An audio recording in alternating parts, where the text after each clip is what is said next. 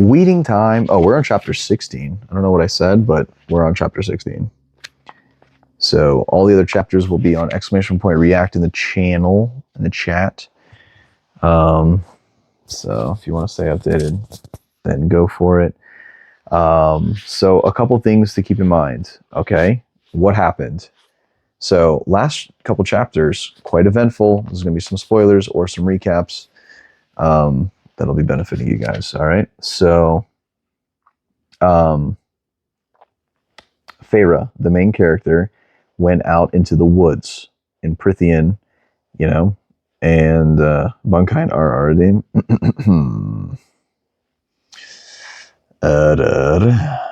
Bunkai Kotsen Kyokots Karamatsu Shinju. Banki. So Feyre, the main character, went out to the woods and wanted to trap a cereal. Okay. Because cereal gives out information if you trap them. That's just what they do. And so she ended up trapping one. However, she got bombarded by some, I think it was like three Nagas, I think. And they're like snake-like beings and part snake, part, I don't even know, humanoid. And they were about to eat her and whoop her ass. And then comes out of nowhere Tamlin, saves the day, and cooks them all, you know? So, yeah, that's basically what happened. And then they got back, and Feyre, like, is injured, and, yeah, and Tamlin saved her life. That's basically what happened. The book name is called Akotar, A Court of Thorns and Roses. All right, let's continue. After soaking in the bath for nearly an hour, I found myself sitting in a low-backed chair before my room's roaring fireplace, savoring the feel of Alice brushing out my damp hair. Though dinner was to be served soon, Alice had a cup of molten chocolate brought up and refused to do anything until I had a few sips. It was the best thing I've ever tasted. I drank from the thick mug as she brushed my hair, nearly purring at the feel of her thin fingers along my scalp. Dude, that sounds so nice. Oh my god. Hot chocolate and a scalp massage? Like, holy shit. Doesn't that sound amazing? But when the other maids had gone downstairs to help with the evening meal, I lowered my mug into my lap. If more fairies keep crossing the court borders and attacking, is there going to be a war? Maybe we should just take a stand. Maybe it's time to say enough, Lucian had said to Tamlin that first night. The brush stilled. Don't ask such questions. You'll call down bad luck. I twisted in my seat, glaring up into her masked face. Why aren't the other high lords keeping their subjects in line? Why are these awful creatures allowed to roam wherever they want? Someone began telling me a story about a king in Highburn. Alice grabbed my shoulder and pivoted me around. It's none of your concern. Oh, I think it is. I turned around again, gripping the back of the wooden chair. If this spills into the human world, if there's war or this blight poisons our lands, I pushed back against the crushing panic. I had to warn my family, had to write to them soon. The less you know, the better. Let Lord Tamlin deal with it. He's the only one who can. The cereal had said as much. Alice's brown eyes were hard, unforgiving. You think no one would tell me what you asked the kitchen to give you today? Or realize what you went to trap? Foolish, stupid girl. Had the cereal not been in a benevolent mood, you would have deserved the death it gave you. I don't know what's worse, this or your idiocy with the puka. Would you have done anything else? If you had a family, I do have a family. I looked her up and down. There were no rings on her finger. Alice noticed my stare and said, my sister and her mate were murdered nigh on 5th, what? My sister and her mate were murdered nigh on 50 years ago. Wait, why does this sentence sound weird? Murdered nigh on 50 years ago, leaving 2 younglings behind. Everything I do, everything I work for is for those boys. So you don't get the right to give me that look and ask me if I would do anything different, girl. Where are they? Do they live here? Perhaps that was why there were children books in the study. Maybe those two small, shining figures in the garden, maybe that had been them. No, they don't live here, she said too sharply. They are somewhere else, far away. I considered what she said and then cocked my head. Do fairy children age differently? If their parents had been killed almost 50 years ago, they could hardly be boys. Some age like you and can breed as often as rabbits, but there are kinds like me, like the high fae, who are rarely able to produce younglings. The ones who are born age quite a bit slower. Wait. We all had a shock when my sister convinced the second one only 5 years later, and the eldest won't even reach adulthood until he's 75. But they're so rare, all of our youngs are, and more precious to us than jewels or gold. She clenched her jaw tightly enough that I knew that was all I would likely get from her. I didn't mean to question your dedication to them, I said quietly.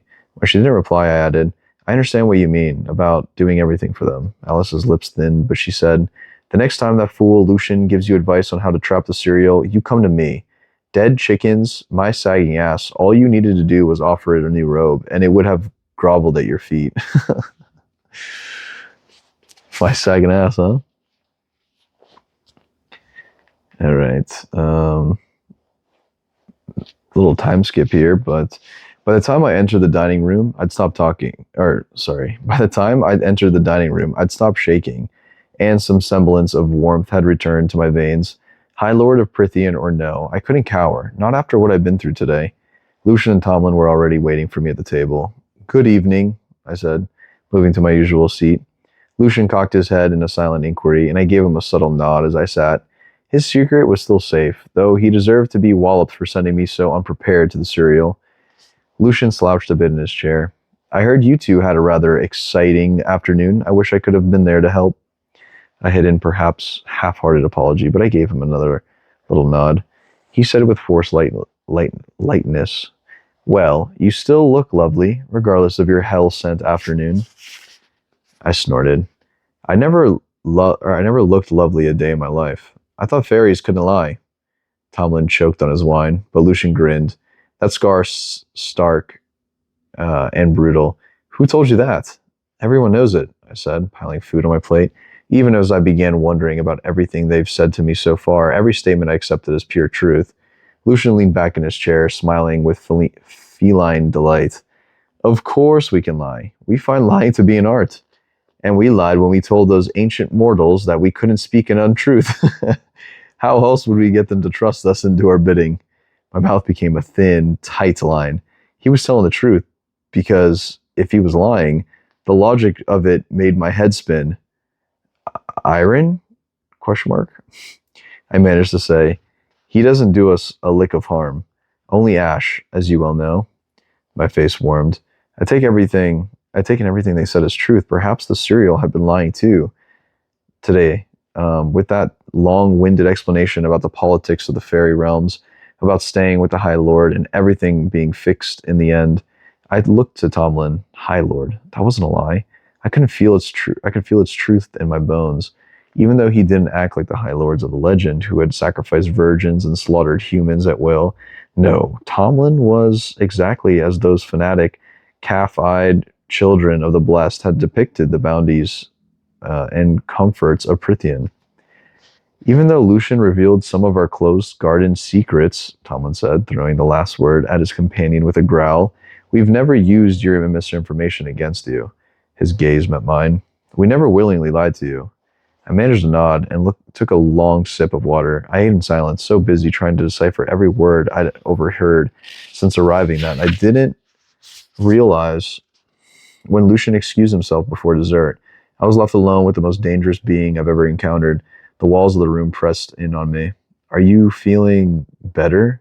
Though he had his chin propped on a fist, concern and perhaps surprise at the concern shone in his eyes. I swallowed hard. If I never encounter a Naga again, I'll consider myself fortunate. What were you doing out in the western woods? Truth or lie? Lie or truth, both. I heard a legend once about a creature who answers your questions, if they can catch it. Tamlin flinched as his claw shot out, slicing his face, but the wounds closed as soon as they opened, leaving only a smear of blood running down his golden skin. which he wiped away with the back of his sleeve. You went to catch cereal? I caught the cereal, I corrected. And did it tell you what you wanted to know? I wasn't sure he was breathing. We were interrupted by the Naga before he could tell me anything worthwhile. His mouth tightened.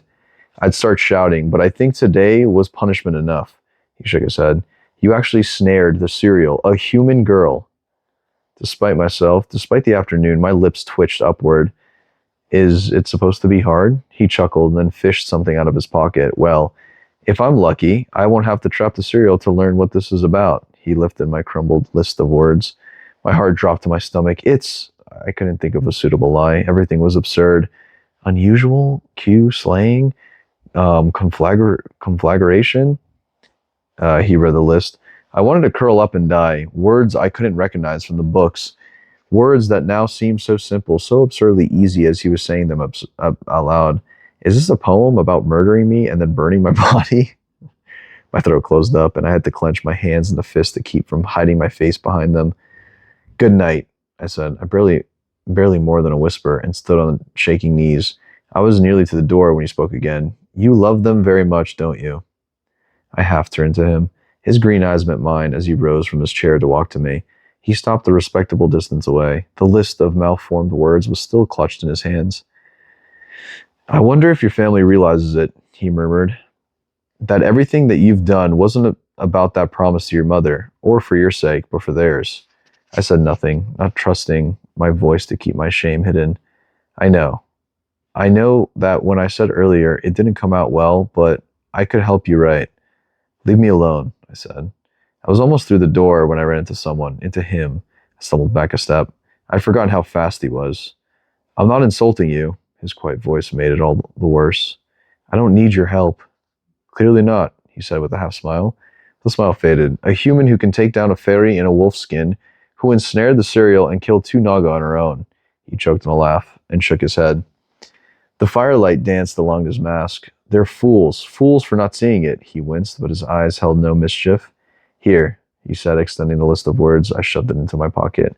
I turned, but he gently grabbed my arm. You gave up so much for them. He lifted his other hand as if to brush my cheek.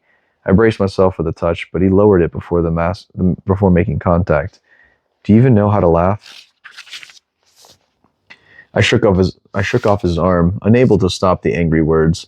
High Lord be damned. I don't want your pity. His jade eyes were so bright I couldn't look away. What about a friend? Can fairies be friends with mortals? 500 years ago, enough fairies were friends with mortals that they went to war on their behalf. What? I never heard that before, and it hadn't been in that mural in the study. How do you think the human army survived as long as they did, and did such damage that my kind even came to agree to a treaty? With ash weapons alone? There were fairies who fought and died at the human side for their freedom, and who mourned when the only solution was to separate our people. Were you one of them? I was a child at the time, too young to understand what was happening or even be told, he said. A child, which meant he had to be over. But had I been old enough, I would have. Against slavery, against tyranny, I would gladly go to my death, no matter whose freedom I was defending. I wasn't sure if I would do the same. My priority would be to protect my family, and I'd have picked whatever side could keep them safe. I hadn't thought of it as a weakness until now. For what it's worth, Tamlin said, your family knows you're safe. They have no memory of a beast bursting into their cottage, and I think a long-lost, very wealthy aunt called you away to aid her on her deathbed. They know you're alive and fed and cared for, but they also know that there have been rumors of a threat in Prithian, and are prepared to run should any warning signs about the faltering occur. Hey, thanks for the sub. Alexis with a gift there. Thank you. You alter their memories? I took a step back. Fairy arrogance, such fairy arrogance to change our minds, to implant thoughts as if it wasn't a violation, glamored their memories, like putting a veil over them. I was afraid your father might come after you, or persuade some villagers to cross the wall with him and further violate the treaty, and they all would have died anyway, once they ran into things like the puka or the bog on the Naga. A silence blanketed my mind until I was so exhausted I could barely think, and I couldn't stop myself from saying, You don't know him. My father wouldn't have bothered to do either. Tamlin looked at me for a long moment. Yes, he would have, but he wouldn't. Not with that twisted knee, not with it as an excuse. I realized at the moment the Puka's illusion had been ripped away. Fed, comfortable, and safe. They'd been warned about the blight. Whether they understood the warning or not, his eyes were open, honest. He had gone farther than I would have ever guessed towards assuring my every concern. You truly warned them about the possible threat? A grave nod. Not an outright warning, but it's woven into the glamour on their memories, along with an order to run at the first sign of something being amiss. Fairy arrogance, but he had done more than I could. My family might have ignored my letter entirely. Had I known he possessed those abilities, I might have even asked the High Lord to glamour their memories if he hadn't done it himself. I truly had nothing to fret about, save for the fact that they'd probably forget me sooner than expected. I couldn't entirely blame them. My vow fulfilled, my task complete. What was left for me? The firelight danced on his mask, warming the gold, setting the emeralds glinting. Such color and variation, colors I didn't know the names of, colors I want to catalog and weave together, colors I had no reason not to explore now. Finally, Feyre is not concerned about her family 24/7. Okay, obviously she's going to care about her family, but like, I don't know. I feel like she needs to hurry the fuck up. You know what I mean? It's been like so long. Anyway, she needs to think about something else. That's what I'm saying. Do something else. It's time to cook. Anyway, paint, I said, barely more than a breath. He cocked his head, and I swallowed, squaring my shoulders. If it's not too much to ask, I'd like some paint and brushes. Tamlin blinked.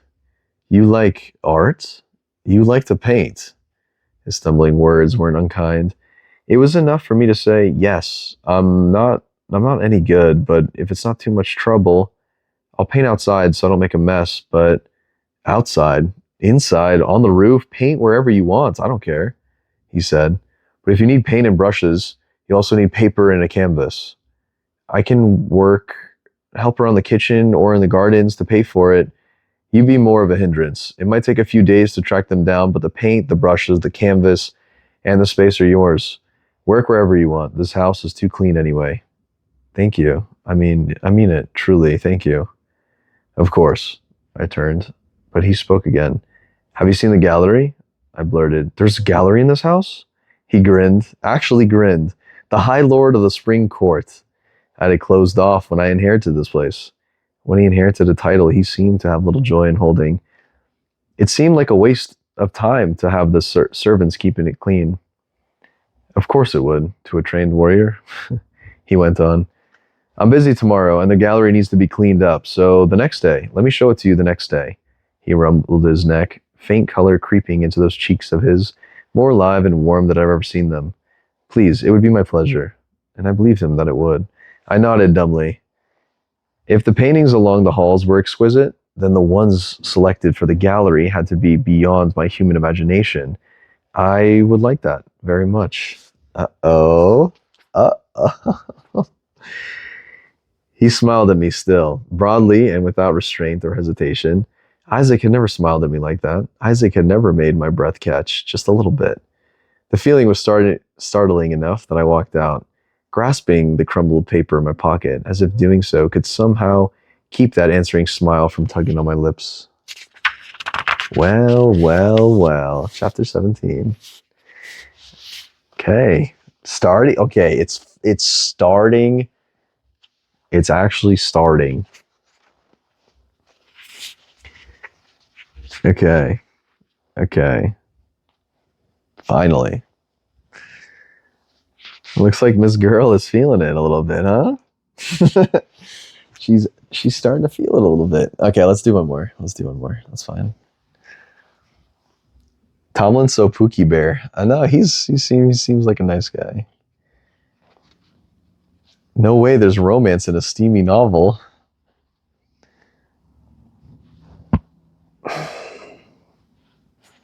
All right.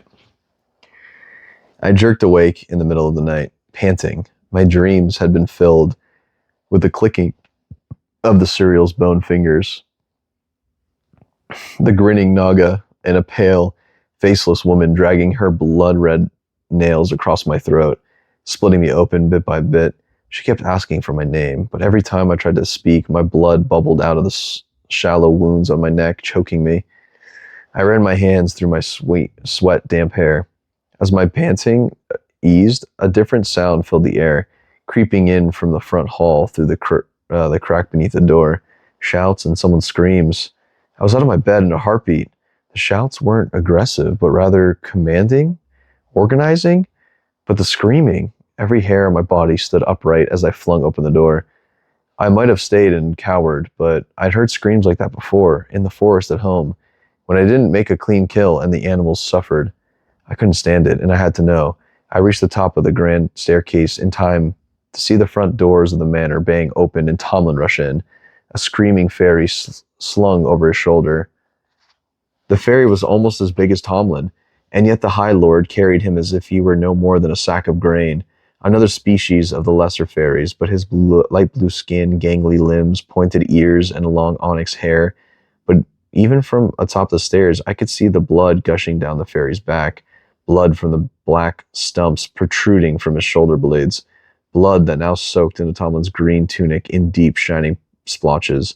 One of the knives from his baldric was missing. Lucian rushed into the foyer below just as Tamlin shouted, "The table! Clear it off!" Lucian shoved the vase of flowers off the long table in the center of the hall. Either Tamlin wasn't thinking straight, or he'd been afraid to waste the extra minutes bringing the fairy to the infirmary.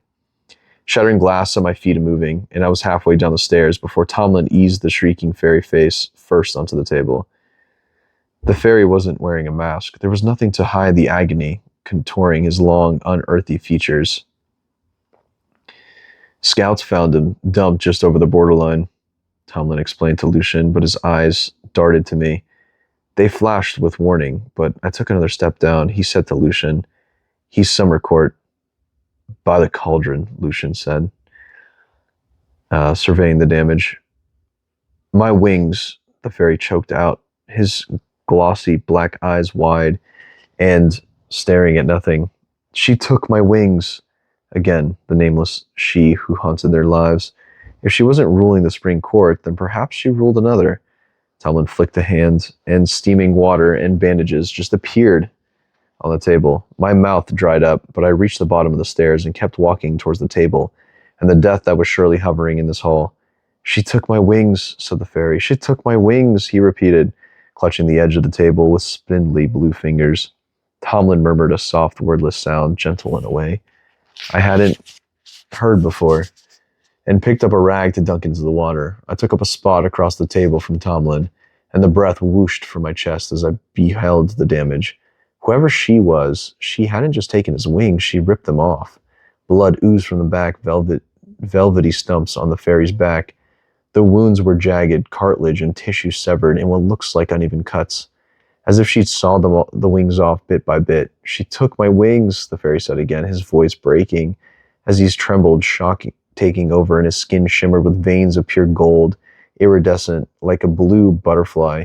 "Keep still," Tamlin ordered, wringing the rag. "You'll bleed out faster." No, the fairy started, and began to twist into his back away from Tamlin from the pain that was surely coming when the drag touched those raw stumps. It was instinct, or mercy, or desperation, perhaps, to grab the fairy's upper arms and shove him back down, pinning him to the table as gently as I could.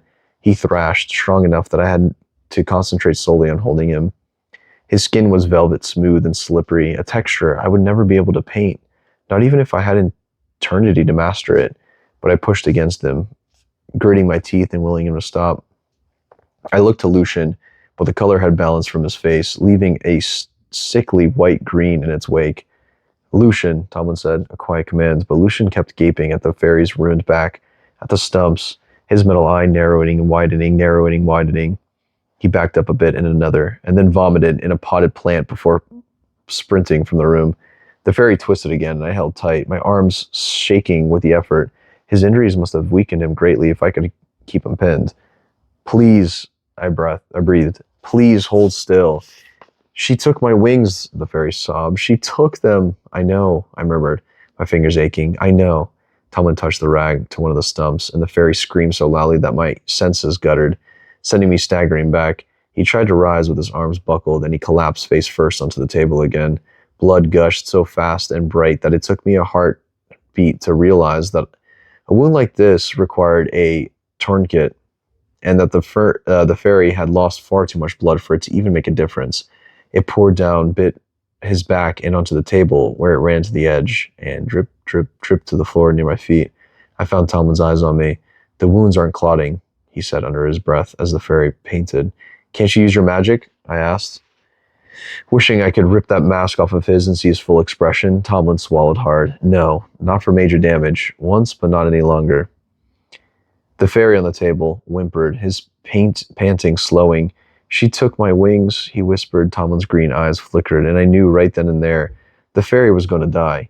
Death wasn't just hovering in this hall, it was counting down the fairy's remaining heartbeats.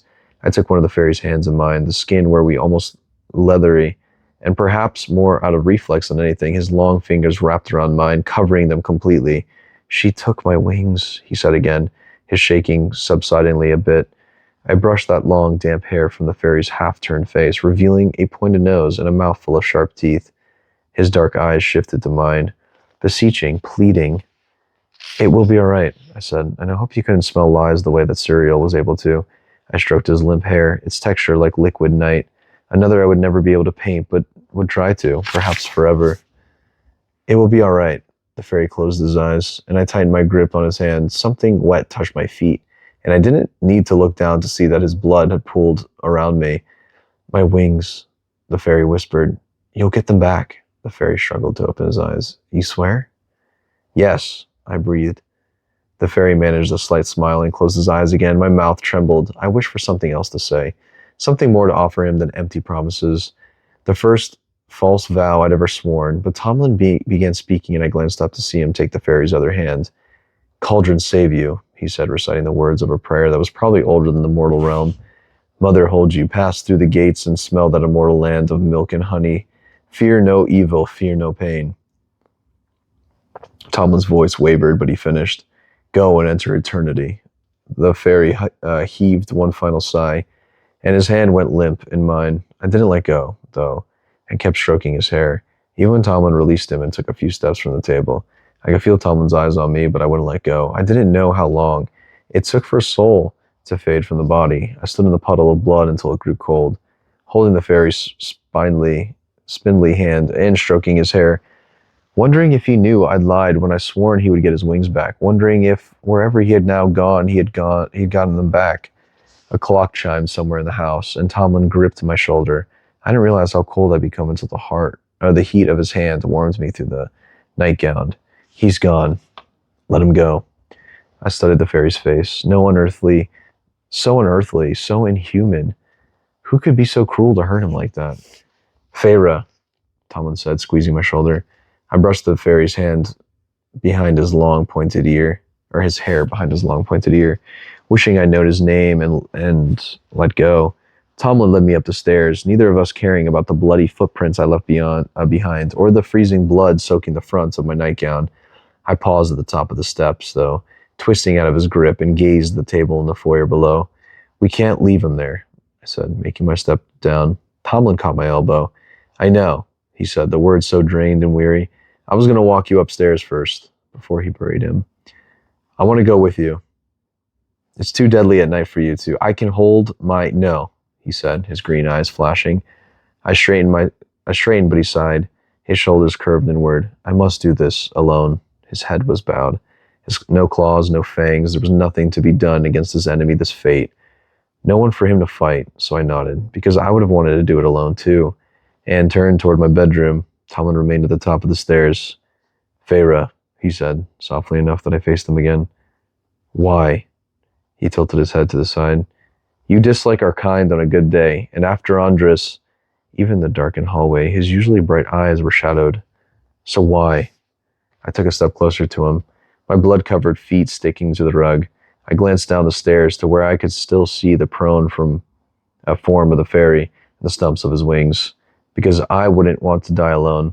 I said, and my voice wobbled as I looked at Tamlin again, forcing myself to meet his stare, because I'd want someone to hold my hand until the end. And a while after that, that's something everyone deserves, human or fairy. I swallowed hard, my throat painfully tight. I regret what I did to Andres, I said, the words so strangely they were no more than a whisper. I regret that there was such hate in my heart. I wish I could undo it, and I'm sorry. I'm so very sorry. I can't remember the last time if ever I'd spoken to anyone like that, but he just nodded and turned away, and I wondered if I should say more, if I should kneel and beg for his forgiveness, if he felt such grief, such guilt over a stranger. Then Andres, by the time I opened my mouth, he was already down the steps. I watched him, watched every moment he made, the muscles of his body visible through that blood-soaked tunic, watched that invisible weight bearing down on his shoulders. He didn't look at me as he scooped up the broken body and carried it to the garden doors beyond my line of sight. I went to the window at the top of the stairs, watching as Tamlin carried Fairy through the moonlight garden and into the rolling fields beyond. He never once glanced back. Chapter 18. I think that was a redemption arc for Feyre. I'm starting like that was good. That was good. I liked seeing that side. I like seeing more of this kind of Feyre, you know? This is good. This is good. She's learning. Good. It was a sad one for sure. I liked it though. It was good. It's getting so late. Yeah. Hello, Jollz. Chaotic Queen. Hello. I'm glad you're liking it. Yeah. No, I'm liking it. It's a good book so far. It's very good.